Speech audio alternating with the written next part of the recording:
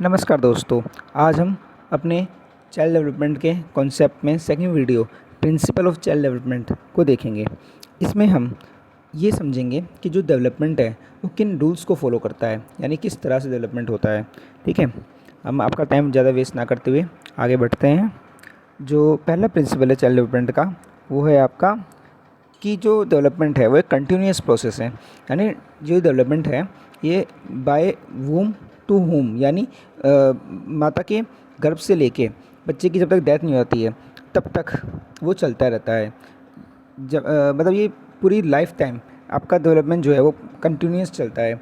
जब वो बच्चा होता है, बच्चे से वो टीन एज में आता है, टीन एज से वो आपका एडल्टहुड में आता है, एडल्टहुड से फिर वो आपका एडोलेसेंस में आता है और फिर उसके बाद उसकी डेथ हो जाती है। इन सभी स्टेजेस में जो डेवलपमेंट होता है वो कंटिन्यूस प्रोसेस करता रहता है। हम ग्रोथ उसकी रुक जाती है। ग्रोथ आपको मैंने पहले बताया था वीडियो में, इसी वीडियो में अगर आपने नहीं देखी हो आप पीछे एक वीडियो जाके देख सकते हैं। ग्रोथ और डेवलपमेंट डिफरेंस बताया था मैंने उसमें।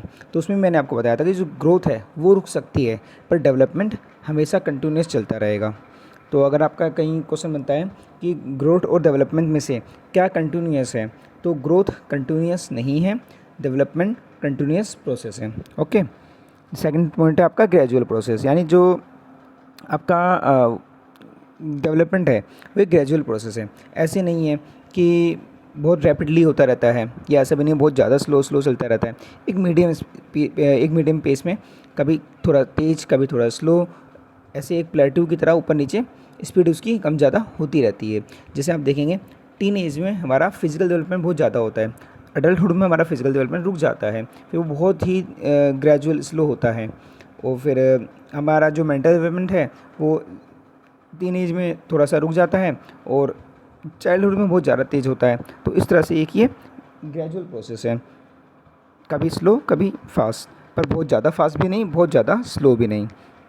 तीसरा पॉइंट है हमारा इनरिवर्सिबल, यानी जो हमारी डेवलपमेंट है वो एक इनरिवर्सिबल प्रोसेस है, यानी आप उसको वापस अपने रिवर्स नहीं कर सकते। जैसे एग्जांपल के लिए हम देख सकते हैं कि मान लीजिए बच्चे की हाइट बढ़ जाती है, पहले वो 5 सेंटीमीटर था, अब वो 5.4 सेंटीमीटर हो जाता है। तो अब ऐसा नहीं है कि आप उसकी हाइट को वापस रिवर्स करके 5.4 से 5 पे ला सकते हो। या बच्चे का जो माइंड का डेवलपमेंट हुआ है, या उसकी सोचने समझने की इमोशनल डेवलपमेंट हुआ है, सोशल डेवलपमेंट हुआ है, आप उसको रिवर्स नहीं कर सकते। तो एक इनरिवर्सिबल प्रोसेस है। अगला है आपका इंडिविजुअल डिफरेंस, यानी हर बच्चे की जो डेवलपमेंट होता है उसमें डिफरेंस होता है। दोनों का डेवलपमेंट सेम जैसा नहीं होगा, चाहे वो जुड़वा बच्चे ही क्यों ना हो। अगर कोई जुड़वा भाई बहन भी हैं उनका डेवलपमेंट भी अलग अलग स्पीड से अलग अलग तरीके से होगा। क्यों? क्योंकि डेवलपमेंट पे सिर्फ एक फैक्टर डिपेंड नहीं करता है। हमने बहुत पहले एक वीडियो में देखा था कि डेवलपमेंट जो आपका है वो हेरिडिटी और एनवायरनमेंट दोनों का मल्टीप्लिकेशन है, यानी गुणात्मक संबंध है। तो इसीलिए जो डिफरेंस है वो बच्चों में देखा जाता है, क्योंकि उनका हम हेरिडिटी सेम कर सकते हैं पर एनवायरनमेंट तो उनका अलग अलग ही रहेगा। तो एनवायरनमेंट डिफरेंस होने के कारण जो उनका डेवलपमेंट है वो भी अलग अलग हो जाता है। फिफ्थ पॉइंट है हमारा जनरल टू स्पेसिफिक, यानी जो बच्चे का होता है डेवलपमेंट, पहले उनकी जनरल चीज़ें डेवलप होती है, जनरल थिंकिंग बनती है, फिर वो स्पेसिफिक चीज़ों पे जाता है। जैसे उसकी शुरू में ग्रॉस मसल्स डेवलप होती हैं, पहले वो मतलब अपने बड़ी मसल्स का यूज़ करना सीखता है। उसके बाद धीरे धीरे उसका कंट्रोल अपनी फाइन मसल्स यानी छोटी मसल्स पे होता है। तो ये जनरल टू स्पेसिफिक है, यानी पहले वो जनरल चीज़ें करना सीखता है, फिर वो स्पेसिफिक मसल्स स्पेसिफिक चीज़ों को समझ पाता है। कल्चर एंड सोसाइटी, यानी जो डेवलपमेंट है अभी मैंने आपको बताया उस पर एनवायरनमेंट का फ़र्क पड़ता है, और कल्चर एंड सोसाइटी एनवायरनमेंट का एक हिस्सा है। तो कल्चर एंड सोसाइटी का भी डेवलपमेंट पे फ़र्क पड़ता है। सिंपल टू कॉम्प्लेक्स, यानी कुछ इस तरह से ये जनरल टू स्पेसिफिक की तरह ही है।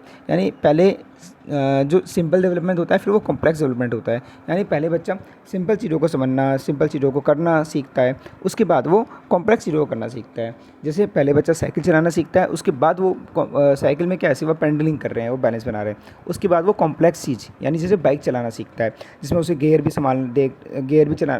मैनेज करना भी सीखना है, क्लच भी संभालना है, रेस भी कम ज़्यादा करनी है। तो इस तरह से वो पहले सिंपल चीज़ों को समझता है, फिर वो कॉम्प्लेक्स चीज़ों को समझता है। अगला है आपका हॉलिस्टिक प्रोसेस, यानी डेवलपमेंट क्या है कि ओवरऑल डेवलपमेंट होता है उसका हमेशा। ऐसा नहीं है कि एक टाइम पे उसका सोशल डेवलपमेंट होगा और उसका बाकी जो इमोशनल डेवलपमेंट और ये फिज़िकल डेवलपमेंट ये रुक जाएगा उसका, ऐसा नहीं है। तीनों जो डेवलपमेंट है उसका एक साथ होता है। फिज़िकल डेवलपमेंट भी उसका एक साथ चलेगा, सोशल इमोशनल डेवलपमेंट भी उसका एक साथ चलेगा और साइकोलॉजिकल डेवलपमेंट भी उसका एक साथ चलेगा। अगला है आपका कम्युलेटिव मतलब जो अर्ली एक्सपीरियंस जो होते हैं बच्चे के, वो उसके लेटर एक्सपीरियंस में हेल्प करते हैं। यानी जो बच्चे का शुरू का एक्सपीरियंस होगा वही उसके लेटर डेवलपमेंट में हेल्प करेगा। अगर मान लीजिए बच्चे के बचपन में कोई बुरा इंसिडेंट है, उसके साथ कोई एक्सीडेंट हुआ है या कोई ट्रॉमा है, तो वो उसके लेटर डेवलपमेंट, यानी जब उसको फ्यूचर में उसका जो डेवलपमेंट होगा, उसका जो सोशो इमोशनल डेवलपमेंट होगा या फिजिकल डेवलपमेंट होगा, उसका असर भी उस पर भी उसका असर पड़ेगा। तो कम्युलेटिव मतलब होता है कि जो अर्ली एक्सपीरियंस होते हैं वो आपका लेटर डेवलपमेंट पे फ़र्क डालते हैं, यानी जो उसके बचपन के शुरू के एक्सपीरियंस है वो आने वाले डेवलपमेंट पे फ़र्क डालेंगे। अगला है आपका फ्लेक्सिबिलिटी, यानी डेवलपमेंट पूरी तरह से रिजिड नहीं होता है, फिक्स नहीं होता है कि इसी डायरेक्शन में डेवलपमेंट होगा या इसी तरह से डेवलपमेंट होगा, वो फ्लेक्सिबल भी है। किसी बच्चे के लिए अलग तरीके से डेवलपमेंट होता है, किसी बच्चे के लिए अलग तरीके से होता है। जैसे आप देखेंगे कोई बच्चा होता है वो स्पोर्ट्स अच्छे खेल रहा है, उसकी मतलब फिज़िकल एक्टिविटी उसकी अच्छी है, पर फिर भी कई बार उसकी जो हाइट है या जो हेल्थ है वो नहीं, फिज़िकल डेवलपमेंट उसका अच्छे से हो पाता है, जबकि वो फिज़िकल एक्टिविटीज़ अच्छे से कर रहा है ना। तो एक फ्लेक्सिबल है, यानी ऐसा नहीं है कि हमने ऐसा कह दिया तो ऐसा ही होगा डेवलपमेंट में, एक फ़िक्स बातें हो गई हैं। वो डेवलपमेंट उसका फ्लेक्सिबल है, कभी भी उसमें चेंजेस देखे जा सकते हैं। अगला है आपका ईगोसेंट्रिक टू एलोसेंट्रिक, यानी जो उसका डेवलपमेंट है, पहले वो उसका खुद के डेवलपमेंट होता है, फिर वो अपने आसपास की चीज़ों का डेवलपमेंट करता है। यानी इसको हम इस तरह समझ सकते हैं कि जो बच्चा है वो शुरू में हर चीज़ को अपने पर्सपेक्टिव से समझता है कि मेरे हिसाब से ये सही है, मेरे हिसाब से वो सही है, अगर मेरे को ये चीज़ सही लगती है, ये चीज़ करना है तो मुझे यही करना है, मुझे ये चाहिए तो ये चाहिए। जैसे आप देखते हो कि कुछ बच्चे होते हैं बचपन में, वो अगर किसी चीज़ को पाना चाहिए, कोई चीज़ उनको पसंद आ गई, जैसे मान लीजिए उनको कोई मॉल में गए, कोई टॉय पसंद आ गया, तो वो रोते हैं कि मुझे तो ये टॉय चाहिए, मुझे यही चाहिए। या फिर मान लीजिए दो भाई हैं, दो भाई में से एक भाई को अगर कोई चीज़ पसंद आ गई और वो उस चीज़ के लड़ रहा है कि मुझे ये चीज़ मुझे ही चाहिए, तो वो ईगोसेंट्रिक है, यानी वो सिर्फ अपने बारे में सोच रहा है। फिर धीरे धीरे हम जब डेवलपमेंट आगे होता है हमारा, हम ये चीज़ समझते हैं कि सिर्फ हमें अपने बारे में नहीं, आसपास की चीज़ों के बारे में भी समझना है। अगर पेरेंट्स वो टॉय नहीं दिलाना चाहते हैं या वो टॉय दिलाने में सक्षम नहीं है, उनके पास पैसा नहीं है, तो हमें ये भी समझना है कि हमें उसके लिए चीज़ नहीं करनी है। हम जो ये चीज़ है इसको हम बोलते हैं ईगोसेंट्रिक टू एलोसेंट्रिक। अगला है आपका हेट्रोनोमस टू ऑटोनोमस। ठीक है, हेट्रोनोमस क्या है आपका, डेवलपमेंट के दो अदर पर्सपेक्टिव और हैं। एक है आपका सिफेलोकार्डल और दूसरा है आपका प्रॉक्सिमो डिस्टल। देखिए सिफेलोकार्डल मतलब होता है डेवलपमेंट हमारा सिर से लेके पैर की तरफ होता है, यानी ऊपर से नीचे की ओर। इसको आप ऐसे याद रख सकते हो, सिफेलोकार्डल यानी स से कुछ साउंड सिर जैसे दिख रहा है, ठीक है, तो यानी सिर से लेके पैर तक का डेवलपमेंट। और प्रॉक्सिमो डिस्टल, प्रॉक्सी मतलब पास, पास से प्रॉक्सी, पास से पास, ठीक है।